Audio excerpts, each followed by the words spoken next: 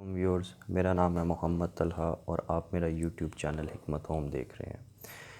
Viewers, आज का हमारा टॉपिक है लौकी और हाई ब्लड प्रेशर। लौकी जिस तरह आप जानते हैं कि एक आम सी सब्ज़ी है, बहुत सस्ती सी सब्ज़ी है, लेकिन फ़वाइद के अतबार से इसके बहुत ज़्यादा फ़ायदे हैं। इसमें ब्लड प्रेशर में इसका बड़ा कमाल है। जिन लोगों का हाई ब्लड प्रेशर हो तो जो तरीका मैं आपको बताने जा रहा हूँ उसको फॉलो करें तो आपका ब्लड प्रेशर इंशाल्लाह ताला कंट्रोल हो जाएगा। इसका तरीका यह है कि 1 किलो लौकी ले लेनी है आपने और इसका जूस निकाल लेना जूसर में। अब जो जूस निकलेगा उसके आपने 3 हिस्से कर लेने हैं और दिन में इसको 3 बार इस्तेमाल करना है आपने, सुबह दोपहर शाम, जिस तरह आप कोई मेडिसिन लेते हैं।